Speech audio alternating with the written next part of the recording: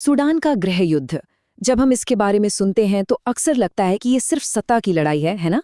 पर असल कहानी वो थोड़ी अलग है। ये संघर्ष सिर्फ राजनीतिक नहीं है, बल्कि ये पूरी तरह से आर्थिक है। लड़ाई हो रही है सूडान के विशाल खजानों पर कब्जे के लिए, सोना, तेल और जमीन।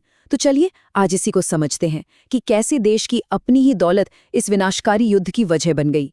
इस संघर्ष की जो मानवीय कीमत है वो सच में चौंकाने वाली है। 95 लाख लोग, जरा सोचिए इस आंकड़े के बारे में।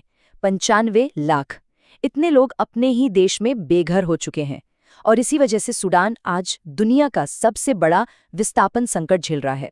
ये सिर्फ एक नंबर नहीं है, ये लाखों बिखरे हुए जीवन की कहानियां हैं। तो मैदान में हैं कौन? देखिए, दो मुख्य ताकतें हैं। एक तरफ है सूडानी सेना और दूसरी तरफ है अर्धसैनिक बल रैपिड सपोर्ट फोर्सेस, जिसे हम आरएसएफ के नाम से जानते हैं। ऊपर से देखने पर तो यही लगता है कि ये देश के भविष्य पर कंट्रोल की लड़ाई है। लेकिन सवाल ये है कि क्या ये वाकई सिर्फ सत्ता की लड़ाई है? इस क्रूर संघर्ष के पीछे की असली वजह क्या हो सकती है? इसका जवाब वो छिपा है सूडान की जमीन के नीचे और उसकी सरहदों के अंदर। और यहीं से असल कहानी शुरू होती है। देखिए, लड़ाई सिर्फ इस बात की नहीं है कि कुर्सी पर कौन बैठेगा, नहीं। ये लड़ाई इस बात की है कि सूडान की अरबों डॉलर की जो प्राकृतिक संपत्ति है, उस पर कब्जा किसका होगा। मतलब ये देश की आर्थिक लाइफलाइन के लिए एक सीधी खुली लड़ाई है। तो सवाल ये है कि संसाधनों की ये लड़ाई जमीन पर आखिर दिखती कैसी है। इसको समझने के लिए सबसे पहले ये देखना होगा कि देश भौगोलिक रूप से कैसे बटा हुआ है। अगर हम नक्शे पर नजर डालें तो तस्वीर काफी साफ हो जाती है। सूडानी सेना का कंट्रोल देश के उत्तरी और पूर्वी हिस्सों पर है। इसमें राजधानी खार्तूम और लाल सागर पर बना बहुत ही जरूरी पोर्ट सूडान भी शामिल है। वहीं दूसरी तरफ आरएसएफ ने पश्चिम के विशाल दारफूर इलाके पर अपनी पकड़ एकदम मजबूत कर ली है। और यही जो भौगोलिक बंटवारा है ना, वही संसाधनों पर कंट्रोल की लड़ाई की नींव है। तो अब आते हैं मुद्दे की बात पर। आखिर वो कौन सी चीजें हैं जिनके लिए ये दोनों गुट लड़ रहे हैं? देखिए, सूडान की पूरी अर्थव्यवस्था 3 मेन पिलर्स पर टिकी है और यही देश की कमाई का सबसे बड़ा जरिया भी है। जरा इन आंकड़ों पर एक नजर डालिए। साल 2023 में सिर्फ कच्चे तेल का एक्सपोर्ट 1.1 बिलियन डॉलर से भी ज्यादा का था। सोना भी कुछ कम नहीं, वो भी 1 बिलियन डॉलर के पार। और तो और पशु उत्पादों ने भी करीब 900 मिलियन डॉलर कमाए। मतलब हम यहाँ अरबों डॉलर की बात कर रहे हैं। और जाहिर है यही वो खजाना है जिसे दोनों पक्ष हर हाल में अपने पास रखना चाहते हैं।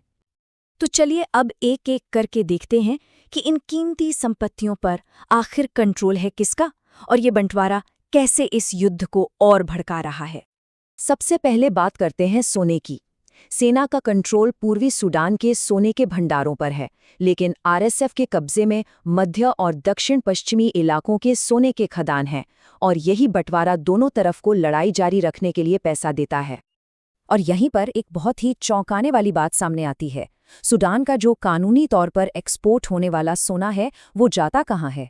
शायद यकीन न हो, 99%। जी हाँ, 99% सोना सिर्फ एक देश खरीदता है, संयुक्त अरब अमीरात। इससे साफ पता चलता है कि इस लड़ाई के तार बाहरी आर्थिक हितों से कितने गहरे जुड़े हुए हैं।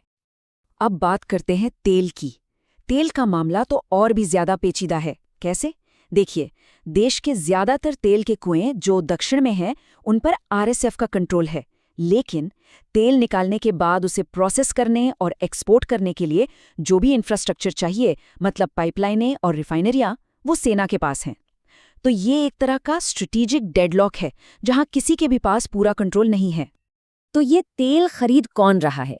इसमें मलेशिया, इटली, जर्मनी और चीन जैसे देश सूडान के सबसे बड़े कस्टमर हैं।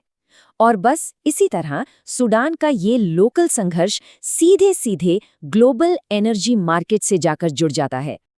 सोने और तेल के अलावा एग्रीकल्चर भी एक बहुत बड़ी संपत्ति है।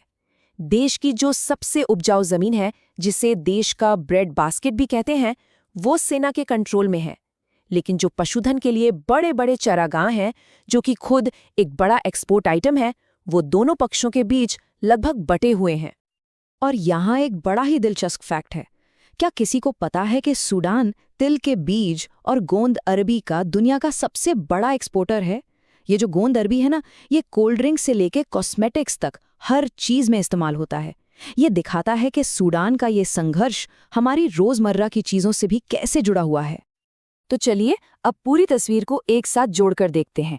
ये सारे संसाधन, सोना, तेल, खेती के उत्पाद, इन सबको आखिर खरीद कौन रहा है, और ये पूरी कहानी ग्लोबल ट्रेड में कहाँ फिट होती है। ये तस्वीर देखिए, सब कुछ एकदम शीशे की तरह साफ हो जाता है। यूएई, जैसा हमने देखा, सोने का सबसे बड़ा खरीदार है। चीन खेती से जुड़े उत्पाद खरीद रहा है। सऊदी अरब पशुधन यानी लाइव स्टॉक का मेन इंपोर्टर है, और मलेशिया कच्चा तेल ले रहा है।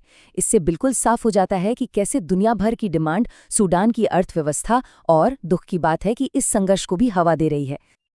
और ये सब हमें एक आखिरी सवाल पर लाकर छोड़ देता है। सूडान में देश की ये जो बेशुमार दौलत है, वो सिर्फ एक वरदान नहीं बल्कि एक अभिशाप बन गई है। एक ऐसा अभिशाप जो युद्ध की आग को लगातार भड़का रहा है। तो सवाल ये है कि जब देश का खजाना ही लड़ाई का ईंधन बन जाए, तो फिर शांति का रास्ता निकलेगा तो निकलेगा कहाँ से? ऐसे मजेदार वीडियोस के लिए हमें फॉलो करें